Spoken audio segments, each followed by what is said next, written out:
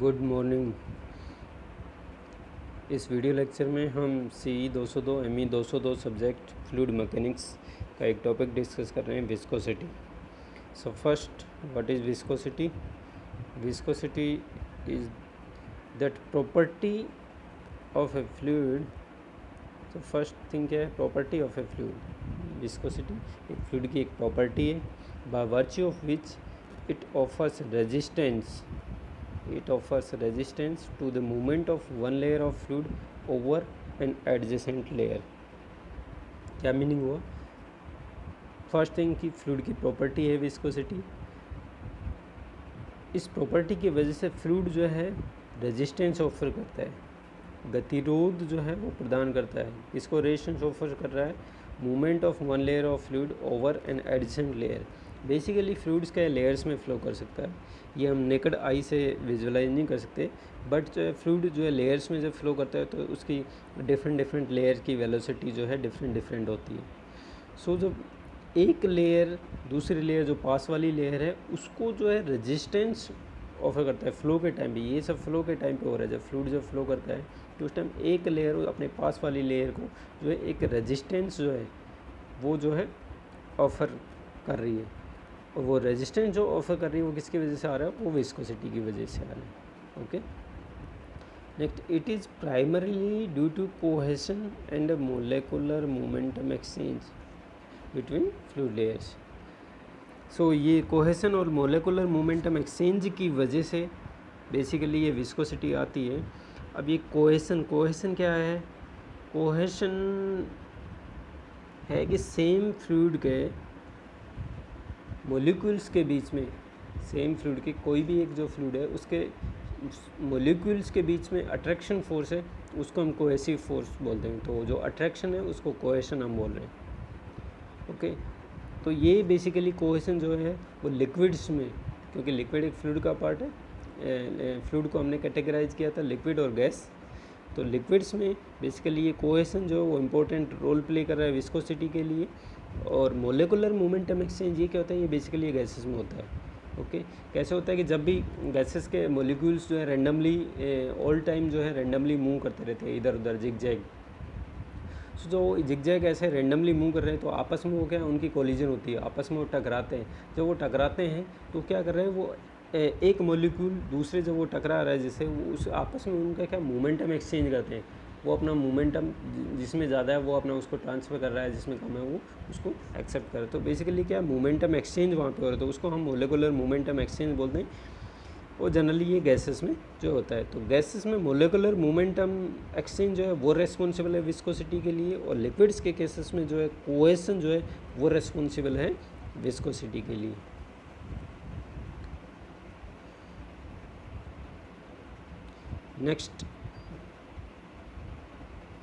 Next हम देखते हैं कि वेलोसिटी वेरिएशन कैसे, विस्कोसिटी के बारे में इसके फॉर्मूला देखते हैं विस्कोसिटी का।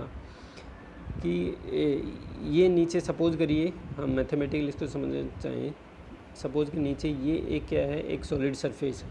इस सॉलिड सरफेस के ऊपर जो है ये लिक्विड फ्लो कर रहा है। बेसिकली ये ऐसे लिक्विड फ्लो कर रहा है। ओके, सर्टेन हाइट तक, सर्टेन डेप्थ तक जो है लिक्विड फ्लो कर रहा है। तो अभी हमने बात की थी कि लिक्विड्स जो है वो जब फ्लो करता है तो लेयर्स में फ़्लो करता है। तो हम ये नेकेड आई से जो है नहीं देख सकते, बट लिक्विड जो है लेयर्स में फ़्लो कर रहा है। तो उनके लेयर के डिफरेंट वेलोसिटी होते हैं, डिफरेंट लेयर के डिफरेंट वेलोसिटी थी।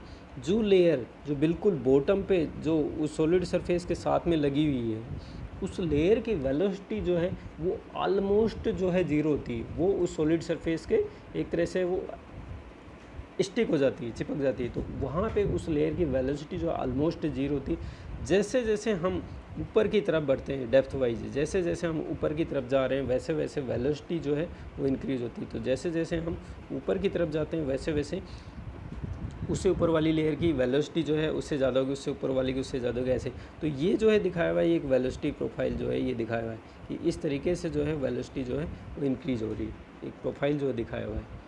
तो जैसे टॉप में हम जाते हैं वहाँ पे जो टॉप जो सरफेस है, जो फ्लूइड जो फ्लो कर रहा है उसका जो फ्री सरफेस है वहाँ वेलोसिटी जो है वो मैक्सिमम होगी। तो हमने यहाँ पे अज्यूम किया है कि बीच में हमने 2 लेयर कंसिडर किए। लेट अस सपोज एक लेयर जो है उसकी वेलोसिटी जो है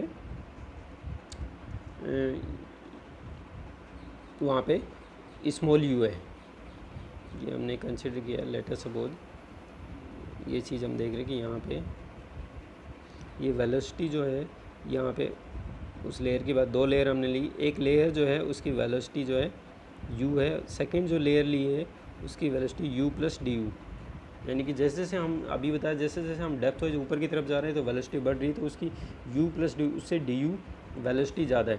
तो ये 2 लेयर्स, उन 2 लेयर्स के बीच में जो है डिस्टेंस जो है डी वाई है। ओके, डी वाई उनके बीच में लीनियर डिस्टेंस है, और उनकी वेलोसिटी जो है नीचे वाली लेयर की स्मॉल यू, ऊपर वाली लेयर की u प्लस डी यू है।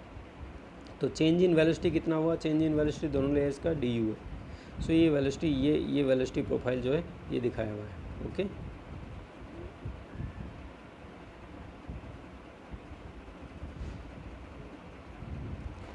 सो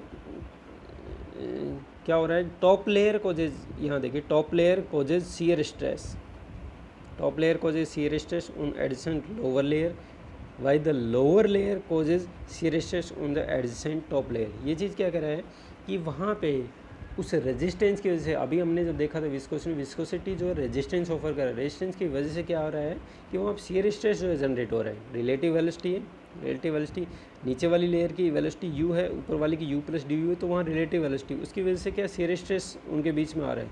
शियर स्ट्रेस तो नीचे वाली लेयर जो है वो टॉप लेयर अपने से ऊपर वाली लेयर को क्या है shear stress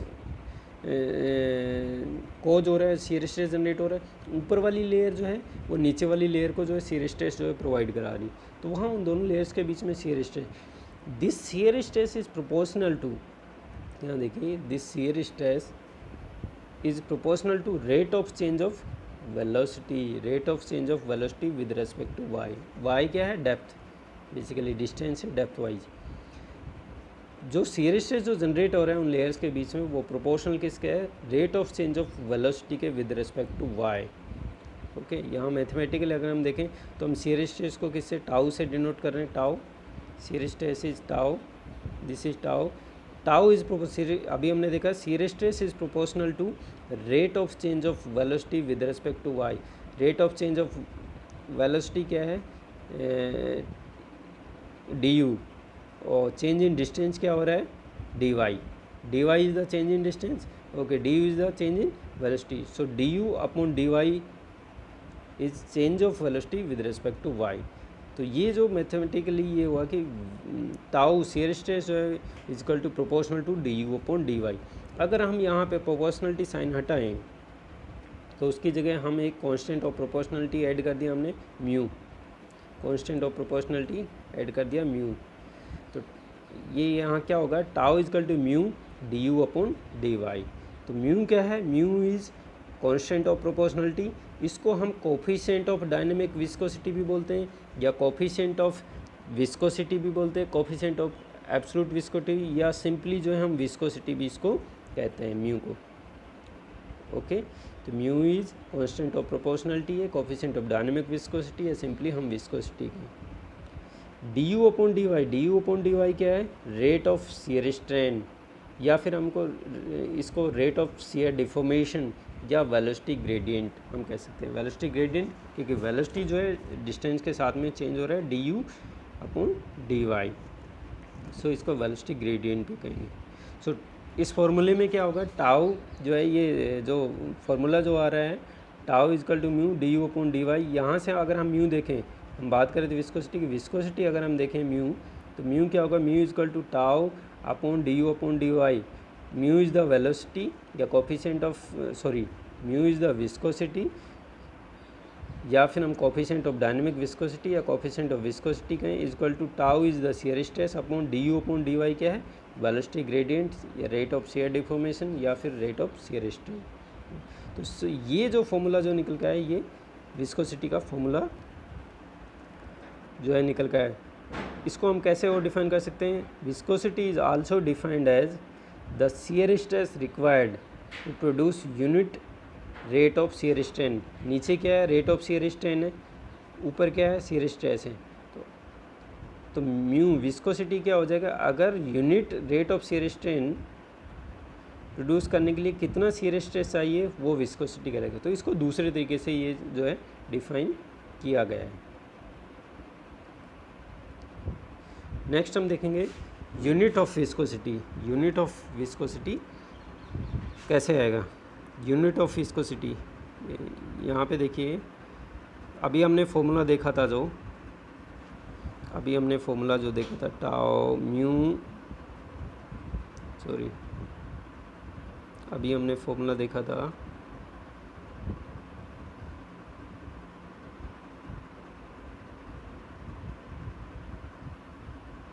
mu is equal to tau d u upon d y, ये फॉर्मूला देखा था। सो हमें विस्कोसिटी की यूनिट्स आए, so tau upon d u upon d y, okay. या फिर हम इसको कहें टाउ जो है शियर स्ट्रेस को हम ऐसे भी लिख सकते हैं फोर्स अपॉन एरिया, क्योंकि stress is equal to force upon area होता है। सो एफ अपॉन ए, ये बन गया टाउ अपॉन में d u upon d y, okay.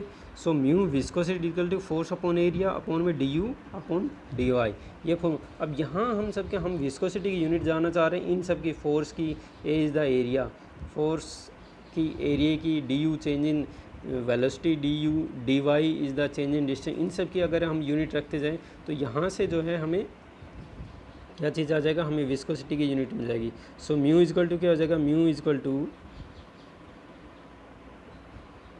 To force, इसको हम ऐसे force into d y upon में एरिया इंटू डी यू, इसको हम ऐसे लिख सकते हैं, ओके। सो यहाँ हम इन सब की अगर यूनिट हम रख देंगे तो ये सब क्या आ जाएगा, यहाँ से ये यूनिट आ जाएगी विस्कोसिटी की।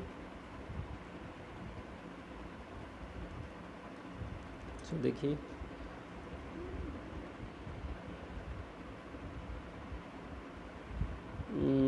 म्यू इज इक्वल टू क्या हो जाएगा, mu is equal to force की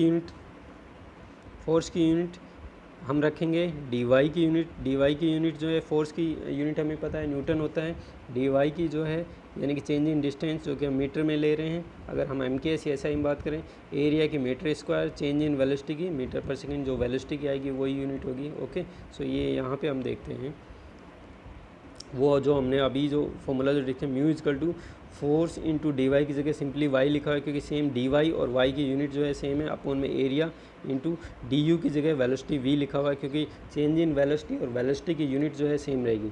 सो यहाँ पे देखिए फोर्स की यूनिट जो है न्यूटन में लिखी हुई है, न्यूटन एफ की फोर्स की न्यूटन में, डिस्टेंस की यूनिट जो है मीटर में लिखी हुई, एरिया की मीटर स्क्वायर और वेलोसिटी की मीटर पर सेकेंड। ये सब जब हम इसको कैंसिल आउट करेंगे तो क्या आ जाएगा, फाइनली आ जाएगा Newton second per metre square. Viscosity की यूनिट आ जाएगी म्यू की unit Newton second per metre square. अब न्यूटन पर मीटर स्क्वायर जो है वो क्या है, उसको हम पास्कल भी कहते हैं। फोर्स अपॉन एरिया जो है, प्रेशर जो है उसको भी हम बोलें, प्रेशर की यूनिट जो न्यूटन पर मीटर स्क्वायर पास्कल में हम लिखते हैं, तो इसको हम पास्कल सेकेंड भी बोल सकते हैं इसी यूनिट को। So newton second per metre square equal to pascal second. Newton second per metre square, अगर हम न्यूटन को किलोग्राम में यूनिट में चेंज करें तो न्यूटन को kilogram metre per second square लिख सकते हैं न्यूटन की जगह हमने यहाँ पे ये लिख दिया है, ठीक है। साथ में multiply second upon metre square, ये तो रहेगा ही, ये तो चीज़ सेम है वहाँ जो था। न्यूटन की जगह क्योंकि newton force equal to mass into acceleration होता है, तो मास जो है केजी में, एक्सेलरेशन जो है मीटर पर सेकेंड स्क्वायर। सो यहाँ न्यूटन की जगह हमने KG metre per second square रखा है, तो फाइनली जो है क्या आ गया, ये केजी की फॉर्म में जो यूनिट आया वो आ गया केजी पर मीटर सेकेंड। तो हमारे पास में इस तरीके से मिलेगी, या तो म्यू को जो हम SI यूनिट में जो है न्यूटन, म्यू को यूनिट जो है SI यूनिट में Newton second per metre square या पास्कल सेकेंड हम कह सकते हैं। MKS में अगर हम बात करें तो केजी पर मीटर सेकेंड। तो ये विस्कोसिटी की जो है यूनिट निकल के आ जाएगी। अगर CGS सिस्टम में अगर हम बात करें तो CGS सिस्टम में जो है यूनिट क्या हो जाएगी, पोइज लिखते हैं हम। CGS सिस्टम में म्यू की यूनिट जो है हम पोइज में लिखते हैं, तो 1 newton per second square 1 newton second per metre square is equal to 10 poise हो जाएगा। ओके, ये कैसे आया है, ये अगर हम देखें कि 1 वहाँ MKS में हम लिख रहे थे kg पर मीटर सेकेंड, अगर इसको हम CGS यूनिट में चेंज करें तो 1 kg इजकल टू कितना 1000 ग्राम हो जाएगा, किलोग्राम से ग्राम। ओके, अपॉन में 1 मीटर 100 सेंटीमीटर हो जाएगा, 100 सेंटीमीटर इंटू सेकेंड, सेकेंड तो सेकेंड रहेगा ही। ओके, यहाँ पे देखिए 100 से ये कैंसिल आउट हो जाएगा तो क्या आ जाएगा 10 आ जाएगा, 10 ग्राम पर सेंटीमीटर सेकेंड आ जाएगा। तो ग्राम पर सेंटीमीटर सेकेंड ये जो है ये पॉइज है, तो यहाँ कितना का 1 kg per metre second equal to 10 जो है पॉइज आ गया। ओके, तो यहाँ जो हम चीज़ कि 1 newton second per metre square is equal to 1 kg per metre second और 10 पॉइज है। तो CGS में पॉइज जो यूनिट होती है और 1 newton second per metre square is equal to 10 poise होता है।